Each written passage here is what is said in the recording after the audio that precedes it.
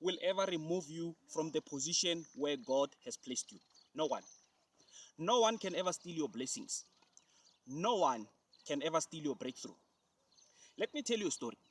You know, in 1 Kings chapter 1, verse 1 to 53, the Bible tells us that King David was very old. You know, he was old and he was always lying in his chamber, in his bedroom, and the throne was empty.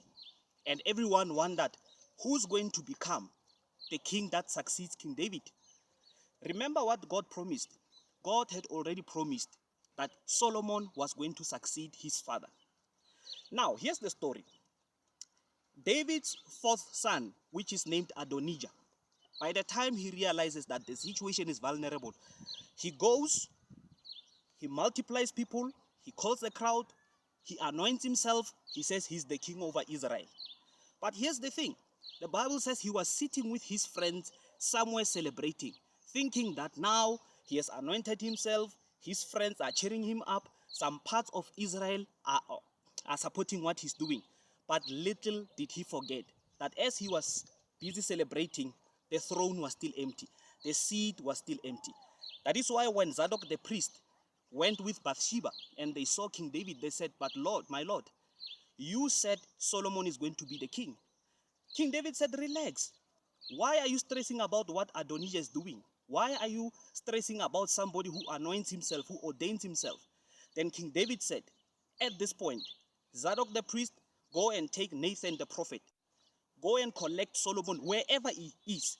Bring him to the tabernacle so that he can be anointed. This is what God is saying to us today. No one can ever steal your breakthrough. No one can ever steal your blessings. People like Adonijah are there. God promised you that you are going to become great.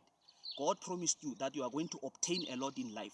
But because you are being distracted by the noise that you are hearing outside, you are being distracted by the noise, unnecessary noise, God is saying to you, claim back your position. Know that the throne is still empty.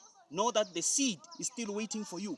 And he's going to make sure that your blessings will locate you wherever you are. Your destiny helpers will locate you wherever you are. They are going to bring you and you are going to sit on the throne. God bless you. Remember in Psalm 23 verse 5, he said, I will what? I will prepare a table for you in the midst of your enemies. And don't forget also Deuteronomy 28 verse 13.